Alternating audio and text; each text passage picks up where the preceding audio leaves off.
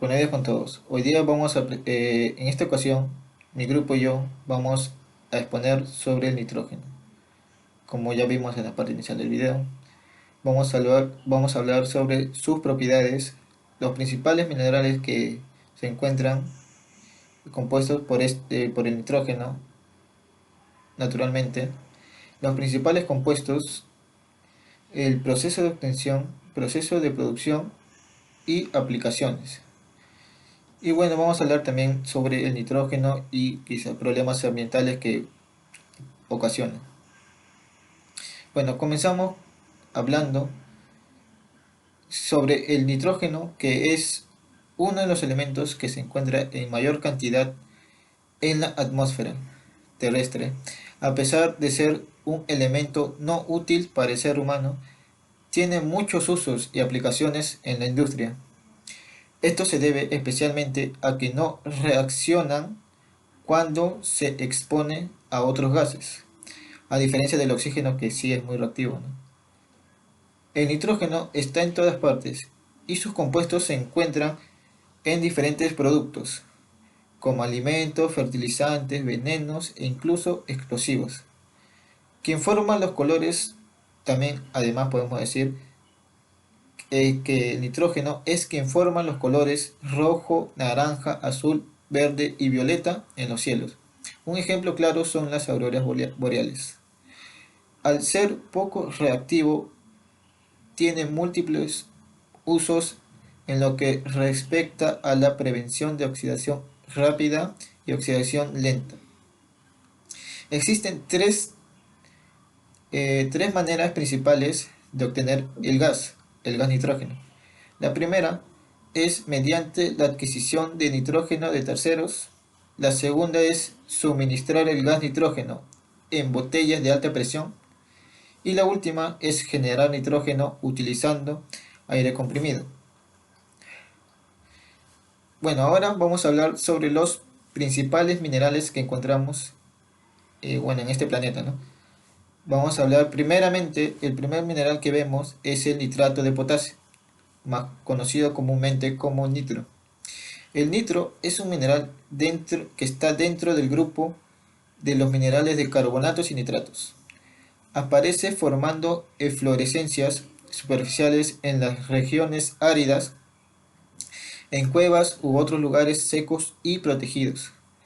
También aparece en suelos ricos en materia orgánica, especialmente después de la lluvia durante la época de calor, formando parte del salitre. Ahora vamos a hablar de otro compuesto, de otro mineral, digo, que es el nitrato de sodio, o conocido comúnmente como nitratina. La nitratina es un mineral que está en el grupo de minerales de carbonatos y nitratos también, siendo nombrada así, bueno, siendo nombrada así por su composición de nitratos. Se encuentra como eflorescencias en regiones de clima seco y cálido. En estas regiones se forman yacimientos superficiales al descubierto por encharcamiento con aguas de drenaje ricas en esta sal y el secado rápido por el clima, mientras que las eflorescencias se producen dentro del suelo en zonas protegidas. Suele encontrarse asociado a otros minerales como nitrocalcita, nitro, mirabilita, alita, yeso o espumita. Bueno, ahora vamos a hablar del dónde encontramos estos dos minerales. Bueno, estos dos minerales los encontramos como salitre. O sea, el salitre es, es una mezcla entre los dos primeros minerales que hemos visto, que son el nitrato de potasio y el nitrato de sodio. El salitre se encuentra naturalmente en zonas de América del Sur. El origen de los grandes depósitos de nitrato del desierto de Atacama, Chile, que se encuentra en Chile, ha sido un tema largamente debatido a escala global. Los depósitos de nitrato de Chile constituyen una singularidad, ya que no existen yacimientos equivalentes en ningún otro lugar del planeta. Bueno, ahora vamos a hablar también sobre otro mineral, que es el nitrato de calcio, o conocido comúnmente como nitrocalcita. La nitrocalcita es un mineral que está en el grupo de minerales de carbonatos y nitratos.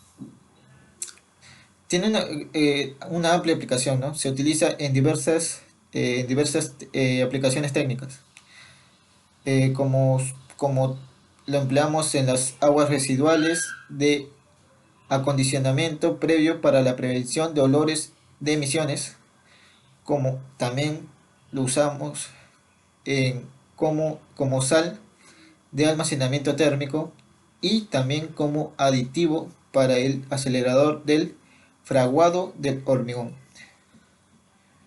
El nitrógeno es un metal que se encuentra comúnmente en el ambiente como un gas incoloro e inodoro, lo cual lo hace imposible de percibir a través de la vista. Entre sus propiedades tenemos que su número atómico es 7 y se encuentra en el periodo 2 en el grupo 15 o grupo 5A, que es como recomienda la UPAC, siendo así perteneciente al grupo de los nitrogenoides, los cuales son conocidos por ser muy reactivos a altas temperaturas.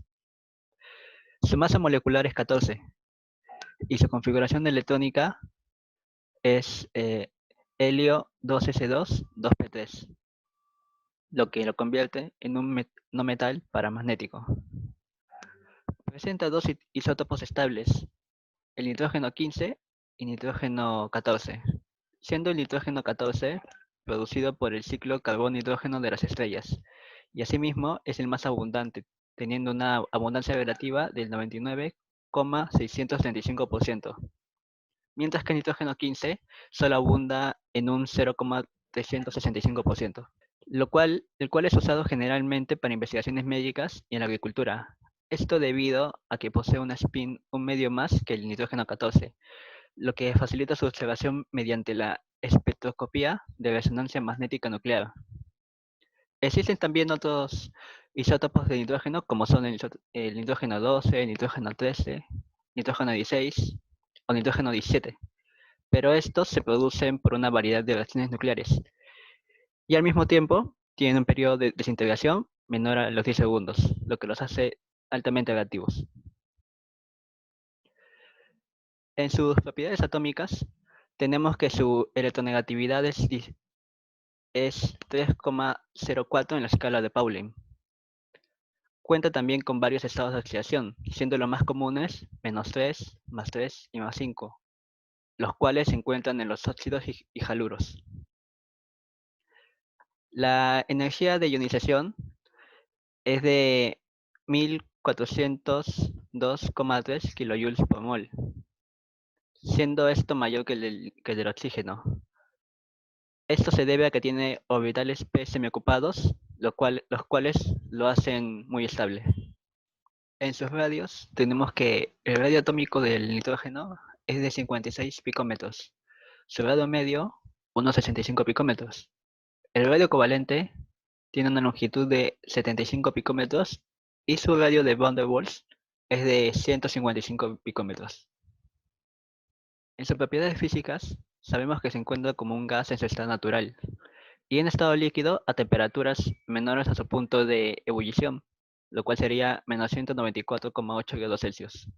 En esta fase es como se le conoce como nitrógeno líquido, el cual es empleado usualmente como un refrigerante. Su entalpía de evaporación y fusión son de 5,57 kJ por mol y 0,7087 kJ por mol, respectivamente.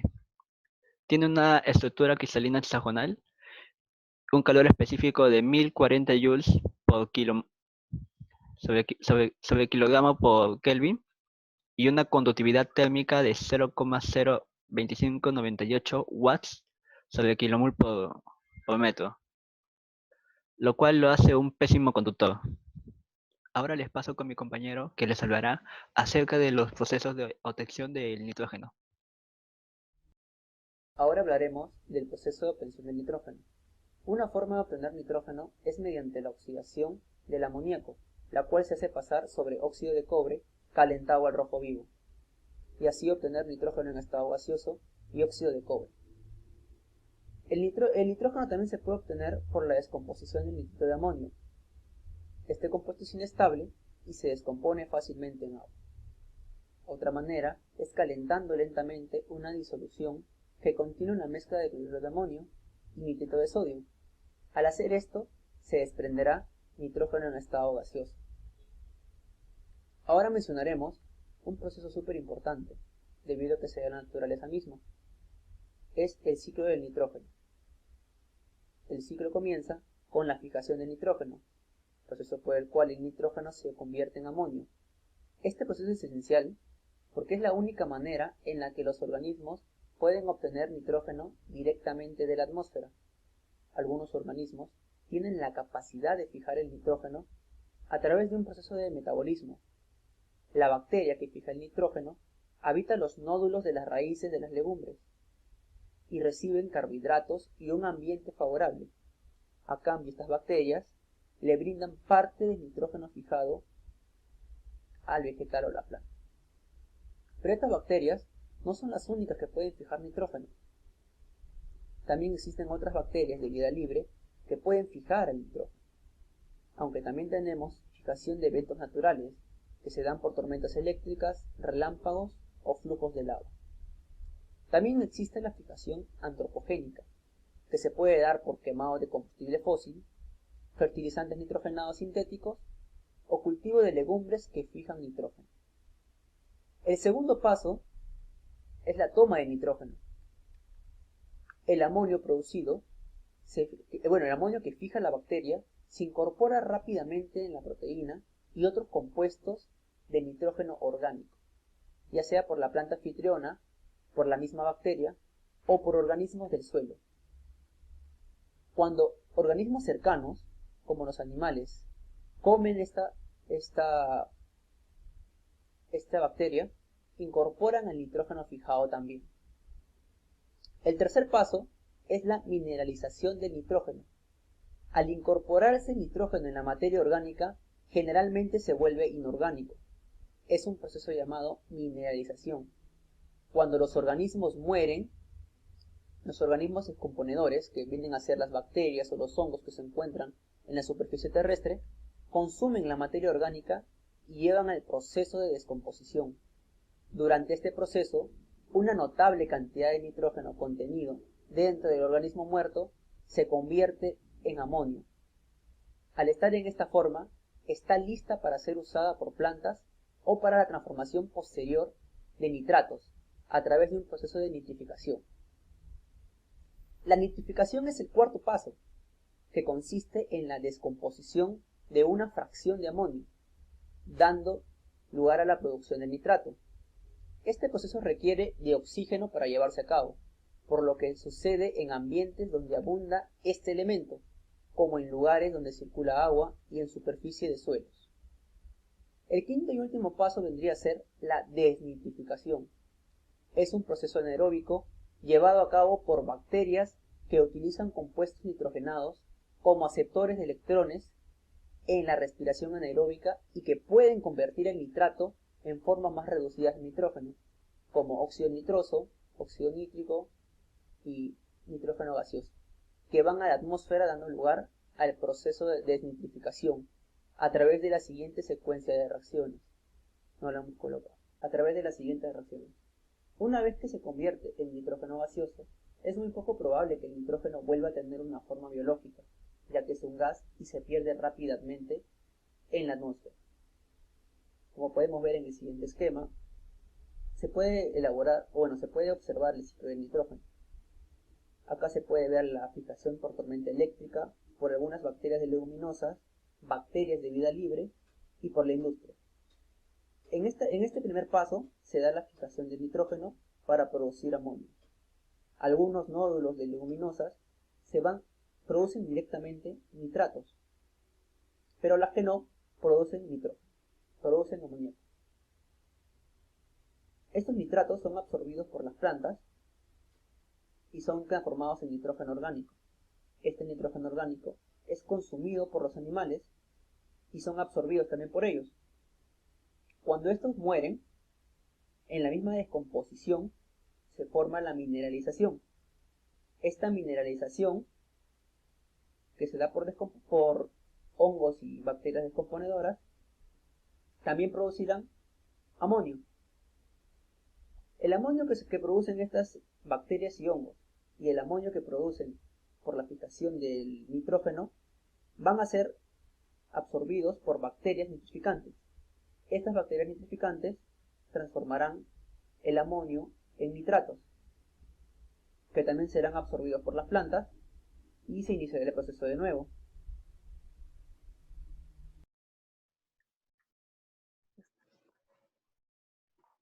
Buenas tardes, profesora. Me tocó la parte de destilación de fraccionada del aire. Filtrado. Filtración. Existen muchos procesos de filtros para diferentes funciones.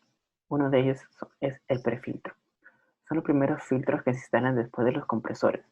Su principal misión es eliminar las partículas gruesas que podrían ser aspiradas por el compresor. Filtros finales. También existen muchos de este tipo, pero el que nos interesa son los filtros bactericidas, que son muy utilizados en aplicaciones medicinales o en laboratorios. Se utilizan para la eliminación de determinadas bacterias en el aire comprimido. El filtro que utilizaremos para la extracción del nitrógeno es un filtro de línea, que es un equipo que se utiliza para el tratamiento del aire comprimido. Su principal misión es limpiar el aire comprimido de impurezas de todo tipo, incluso bacterianas. Compresión. Compresión se realiza de manera isotérmica, o sea, aumentamos la presión y por ende disminuirá el volumen, manteniendo así el aire lo más próximo posible a la temperatura ambiente. Intercambiador de calor. Este permite ceder calor entre dos o más corrientes, pero a su vez permite que las dos corrientes no se mezclen. La transferencia de calor se produce por convección de cada fluido y por conducción a través de la pared que lo separa. Esta etapa es muy importante para poder licuar el aire a condiciones óptimas, pues al realizar a temperaturas muy bajas, buscando que si hay existencia de CO2 o agua, estos se puedan solidificar en el proceso. Expansión después del ciclo de Linde. Luego de realizar los pasos anteriores, que fueron la presión isotérmica y enfriar el aire comprimido en el intercambiador de calor, mediante el uso de una válvula se da una expansión isoentropática. ¿Qué es un proceso isoentropático? Es un proceso que procede sin ningún cambio de entalpía, o sea, la cantidad de energía del sistema termodinámico no va a variar, se mantiene constante. Para obtener una mezcla líquido-vapor, el líquido obtenido es el que pasará a las columnas de fraccionamiento, mientras que el vapor se utilizará para enfriar el aire comprimido. Destilación con dos columnas. Esa es la etapa final. Por último, el aire purificado por anteriores procesos va a ingresar y hasta acá.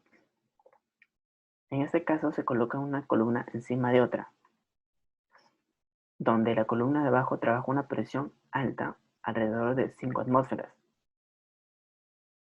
El aire alimentado en esa columna está frío, pero para ello utilizando un líquido que se encuentra en la parte inferior de la columna que está hirviendo, que está acá, provocando que el aire se expanda a posteriori.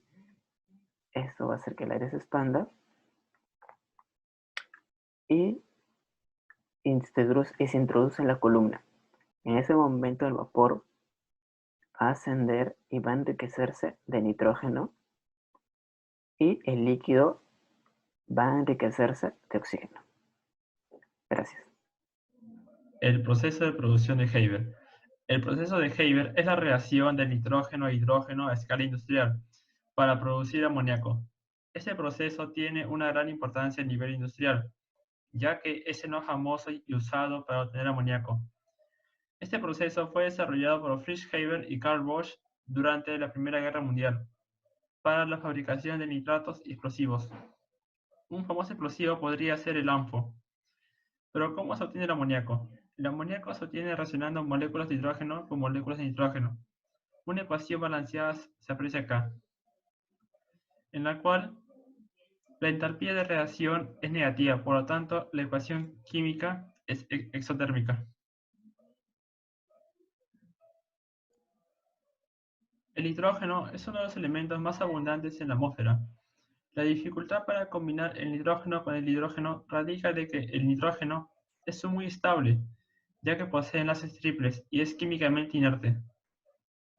La obtención del hidrógeno. El hidrógeno se obtiene haciendo reaccionar el metano, CH4, con el vapor de agua. Acá se aprecia la ecuación química balanceada, en la cual el CO, el monóxido de carbono, siendo un producto secundario, queda apartado. Y el hidrógeno reacciona con el oxígeno formando agua, la cual también quedaría apartada del nitrógeno. Todos los gases son comprimidos a 200 atmósferas y depositados en un reactor donde se obtiene el amoníaco. Una vez depositados se enfrían los gases y el amoníaco se condensa para almacenarlo.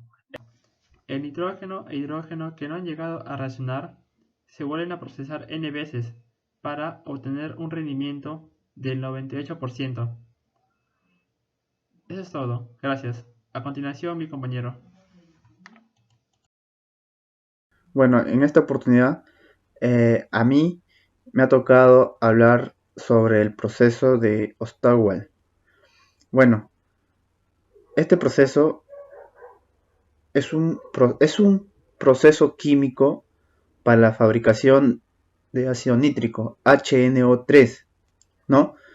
Bueno, este proceso fue desarrollado por Wilhelm Ostwald y fue patentado en el año 1902, ¿no? Bueno, este proceso es uno de los principales pilares de la industria química moderna, ¿no? Como seguimos, su ecuación química vendría a ser ya balanceada, es 4NH3 más 5 oxígeno gaseoso, y por los lados de los productos tenemos el óxido nítrico y más agua, y sabiendo que esta reacción es exotérmica. Bueno, el amoníaco sabemos que se convierte en ácido nítrico, y esta conversión se lleva en dos etapas. Por ejemplo, el primero, el óxido es calentado con oxígeno en presencia de un catalizador tal como el platino con un 10% del rodio para formar óxido nítrico más agua. Como veníamos diciendo, que esta es una reacción exotérmica, ya que libera energía cuando se realiza la formación del ácido nítrico. Ahora hablaremos de la segunda etapa, que incluye dos reacciones, y esto se lleva a cabo en una sorción, que es un aparato que contiene el agua, ¿no? Bueno, inicialmente el óxido nítrico se oxida de nuevo para producir nitrógeno, y el óxido de dióxido de nitrógeno, este gas es absorbido fácilmente por el agua, produciéndose el producto deseado, como vendría a ser el ácido nítrico, aunque en una forma diluido, ¿no? Mientras que en una parte de ella se vuelve óxido nítrico. Del segundo proceso vendría a ser el óxido nítrico más oxígeno por lado de los reactantes. Por lado de los productos tendríamos dióxido de nitrógeno con su energía de liberación de menos 114 kJ por mol. Por otro lado, la segunda reacción sería el dióxido de nitrógeno más el agua en forma líquida por parte de los reactantes, y por lado de los productos tendríamos ácido nítrico más óxido nítrico. En esas dos partes tendríamos, y también obviamente que con una entalpía de menos 117 kJ por mol. Bueno, estas serían las dos reacciones de la segunda etapa. Bueno, ahora le doy pase a mi siguiente compañero. Luego de hablar un poco sobre el nitrógeno, sus propiedades, sus principales compuestos y el proceso de obtención, ahora hablaremos sobre las aplicaciones. Por ejemplo, la recuperación y mantenimiento de la fertilidad del suelo por medio de la fijación biológica del nitrógeno. Utilización adecuada del fertilizante nitrogenado en el cultivo de arroz y trigo, visto en los suelos ácidos de muy baja fertilidad. Utilización de nitrógeno en bombillas de luz, opción más económica frente a otros gases inertes. Los sistemas de extinción de incendios utilizan el nitrógeno puro, en el cual es un gas natural presente en la atmósfera, por ello no presenta amenazas para el medio ambiente. Uso del nitrógeno en la fabricación de acero inoxidable, influyendo en la dureza y resistencia de deformación. En la Fórmula 1, en la mayoría de autos de carrera, se suelen inflar los neumáticos con una mezcla de nitrógeno en el lugar de aire. Esto también es una práctica común en los aviones comerciales. Esta práctica trata de evitar que el oxígeno del aire pueda actuar de comburente. El nitrógeno se puede usar como un reemplazo o en combinación con el dióxido de carbono para presurizar los barriles de algunas cervezas, particularmente las cervezas de tipo Stout. Las cervezas con cargas de nitrógeno se pueden envasar en latas y botellas. Ahora hablaremos del nitrógeno y problemas ambientales: toxicidad por nitrato, nitrosaminas, emisión de dióxido de nitrógeno.